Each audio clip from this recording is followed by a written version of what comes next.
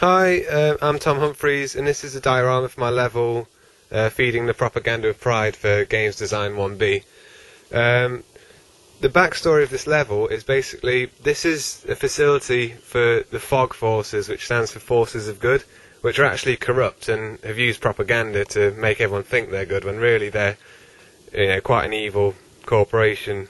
The idea for the level is that Kane, who has been labelled an evil space villain, the backstory for his character is that he lived on a planet which got bombed by FOG forces, and they were simply testing out a new weapon. And so years on, Kane's been working his way through the FOG government, interrogating and finding out information, and he's tracked down the guy responsible for bombing his hometown, which is Sergeant Axel, and this is his facility where he is now, so Kane's come here to kill him. This is the start of the level at point A, where Kane pulls up in his ship. He's approached the island stealthily, so no one's aware, but the player has the choice to, go in all guns blazing or stealthily. This is the beach area, which is the first area of the level, really, where the player has control of Kane. Two enemies have spawned here, while they're here from the start of the level. The player can choose to either engage them from the beach, shooting them with his lethargy laser, and they'll fall down and get impaled on these spikes, but that'll alert the rest of the base, and then this is kind of the trigger sequence to whether you want to play it stealthily or action-packed. If you kill these guys, then all the other enemies in the level are aware of you and start shooting at you as soon as they see you. If you want to sneak past these, then there'll be a kind of mini-game where, as they're talking, you can sneak across the pebble beach. When they stop talking, you should stop as well to stop making any noise. If you are walking as they stop talking, then they'll become aware of your presence and obviously call an alarm and everyone will be after you. So it's up to you as the player. From the beach, you go through this chasm, around to the back of this platform and up this ladder. And I should mention, the spikes here on the beach there and on this bit, obviously they will kill the player, and they're signposts basically saying don't go this way or you can't go this way, so the player can't just cheat his way through. And then the player goes up this ladder and onto the first platform. This is where at spawn point C another enemy will spawn once you're on the ladder.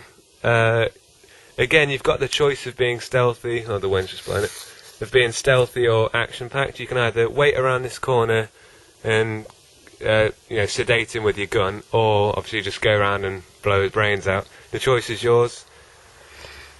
From here you go across this bridge. Oh, also there's hidden health here behind the crate. I didn't want the health to be in any obvious places, like throughout the whole level. In some spots later on, when you'll need health, it's there, but for the most part you shouldn't really have taken damage yet because the enemies aren't that challenging, but it's there if you need it. And then from here is the bridge. The bridge is important because, as detailed in my design document, if you stay on this bridge for more than 10 seconds, it won't break, but it will buckle, making a loud noise. So if you're doing the stealthy approach, this is bad because it will alert everyone to your presence, and if it does creak, an enemy will spawn here at spawn point D. Is it D? Yeah. And start shooting at you, and he's got some easy shots. If you're doing the action-packed approach, obviously this doesn't really matter because everyone will be shooting at you anyway. Another thing I should explain about the bridge is that if you haven't killed these guys at the start of the level, they'll still be here chatting and you would have snuck up on them. There's somewhat of a risk you've got to take here. If you stay on this bridge for 7 seconds or around about there, then that's enough time for these guys to finish their conversation and walk through here, giving you, a bit of freedom. You don't have to worry so much. But obviously that's a risk you've got to take for the stealthy approach.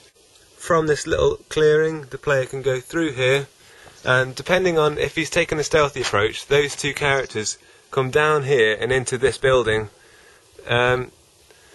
This is important because there's also two enemies that will spawn here. If you're doing the action-packed approach and everyone's aware of you, as soon as you come through that door down there, two enemies will run around here and attack you.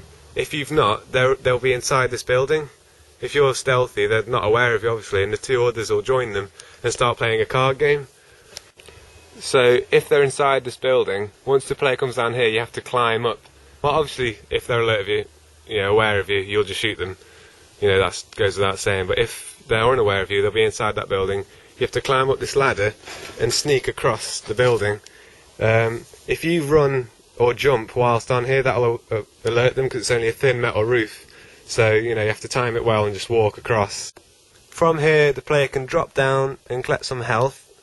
And then you're the other side of these crates, which initially blocked you as you came through, because as with all the crates in the level, you know, these one's on the first platform and this one on the last platform.